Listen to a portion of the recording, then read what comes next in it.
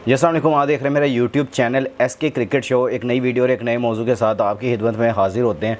बात करने जा रहे हैं, रोहित शर्मा साहब ने बयान दे दिया, जो कि कल मैंने आपको यहाँ पे ख़बर ब्रेक की थी कि इंज़मामुल हक़ साहब ने बड़ा इल्ज़ाम लगाया इंडिया के ऊपर। उसके ऊपर आपको आगे जाके अपडेट करते हैं और फिर बात करते हैं इंडियन की जो अभी स्ट्रेटजी है उसके ऊपर फिर बात करेंगे। और फिर बात करेंगे कि हेड कोच जो श्रीलंका के हैं उन्होंने रिज़ाइन कर दिया, उसके ऊपर बात करेंगे।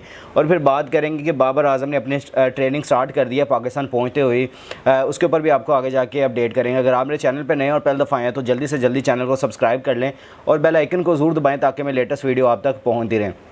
सबसे पहले बात करते हैं, मैंने कल ही खबर एक ब्रेक की थी कि इंज़मामुल हक़ साहब ने एक टीवी चैनल पे बैठ के ये बात की है और उन्होंने कहा है, उनका बयान है कि उनकी तरफ से जो इंडियन टीम है उनकी तरफ से बॉल टेम्परिंग का उन्होंने इल्ज़ाम लगाया था कि इतनी ज़्यादा 14 और 15 ओवर में जाके स्विंग नहीं होती, रिवर्स स्विंग जो मैं बात कर रहा हूँ।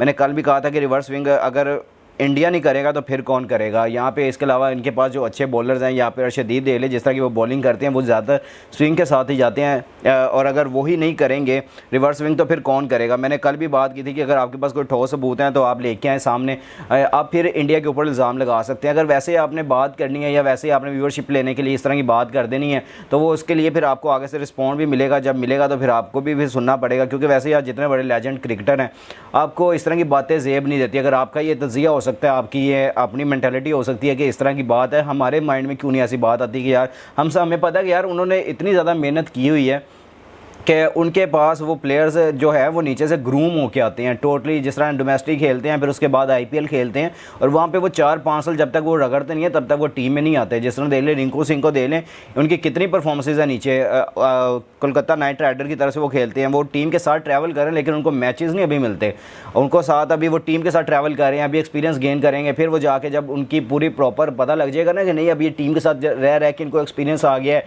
इनको कंडीशंस का पता लगना शुरू हो गया है, फिर जब मैचेस मिलेंगे ना तो वहाँ परफॉर्मेंसेस करके दिखाएंगे।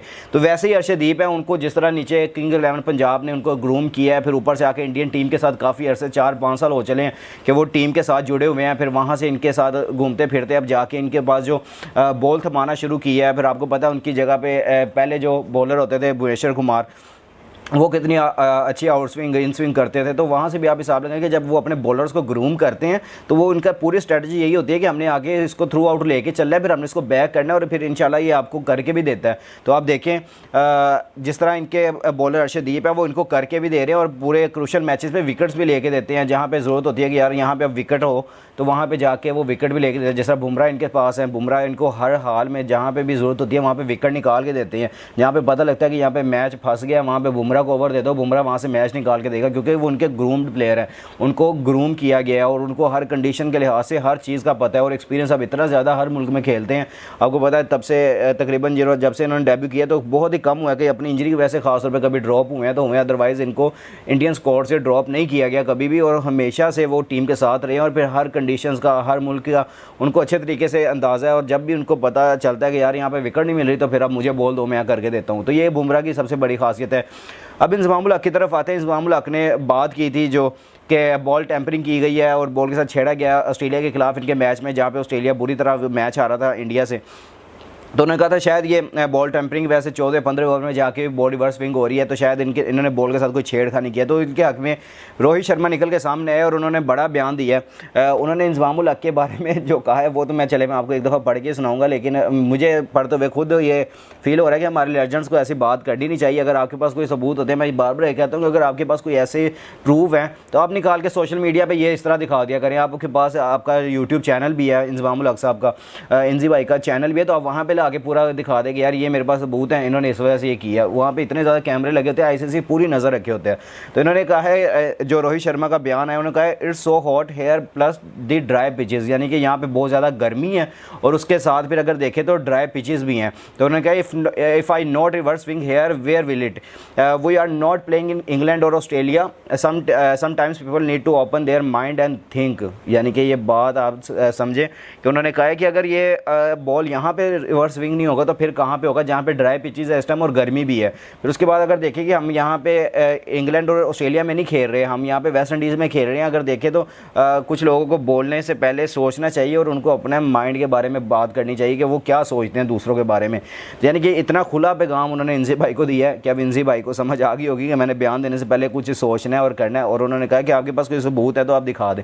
तो यानी कि इस तरह की बात जब अब आपको रिस्पांस मिलेगा, जब आपके लेजेंड क्रिकेटर्स को इस तरह के जब बयान मिलते हैं, तो मैं सोच के कहता हूँ कि यार क्या ऐसी ज़रूरत है कि आप लोग इस तरह के बयान दे के बाद में आप कंट्रोवर्सी यहाँ पे फैला देते हैं, फिर आप दूसरों पे बात करते हैं, फिर आपको जब जवाब मिलता है तो फिर आप कहते हैं कि यार नहीं इस तरह नहीं था। फिर वो आप आगे जस्टिफिकेशन के लिए आपके पास अपने यूट्यूब चैनल, फिर आप वहाँ पे जस्टिफाई करने बैठ जाते हैं, फिर आप कभी चैनल से बैठ नहीं मैंने इसलिए नहीं कहा था, इसलिए कहा था। जिस तरह मुबशर लुकमान साहब का इतना बड़ा, अब 1 अरब उन्होंने हट जाने का नोटिस भेजा है बाबर आजम ने मुबशर लुकमान को कि मैनू 1 अरब दो, फिर जाके मैं तुहाडी जान छड्डांगा कि तुसीं मेरी हित की इज़्ज़त की है, कि यानी कि डिफेमेशन केस उनके खिलाफ दायर किया है बाबर आजम ने। तो 1 अरब उन्होंने हट जाने का नोटिस भेजा है बाबर आजम ने मुबशर लुकमान को कि 1 अरब मुझे भेजो, अगर आपके पास सबूत नहीं है तो मैं फिर 1 अरब आपसे अब लेकर रहूँगा। तो अब 1 अरब वो कहाँ से देंगे जब वो किसी चैनल पे काम भी नहीं कर रहे, बस यूट्यूब चैनल पे व्यूअरशिप के लिए उन्होंने इतने बड़े इल्ज़ाम बाबर आजम पे लगाए हैं। तो वो उनके पास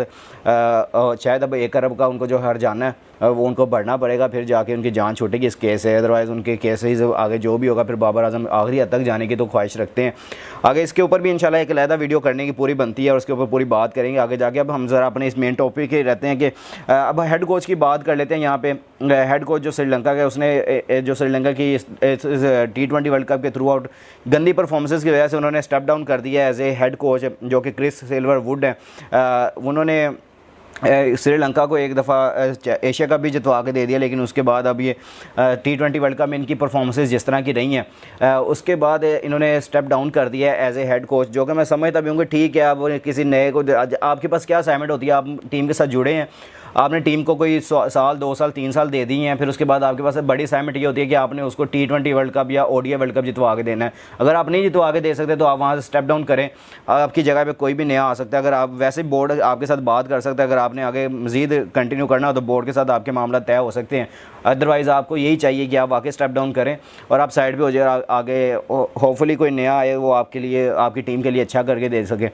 इसके अलावा जो अगली खबर है वो बाबर आजम के हवाले से ही है। बाबर आजम इस टाइम लाहौर, आपको पता है 2 दिन पहले पहुंच चुके हैं, USA से घूम फिर के एंजॉय करके अब पहुंच चुके हैं। उन्होंने वहाँ पे वोकेशंस अपनी की हैं, UK पहुंचे थे, वहाँ से भी घूम फिर के वापस आ गए हैं, पाकिस्तान पहुंच चुके हैं। लाहौर एयरपोर्ट पे लोगों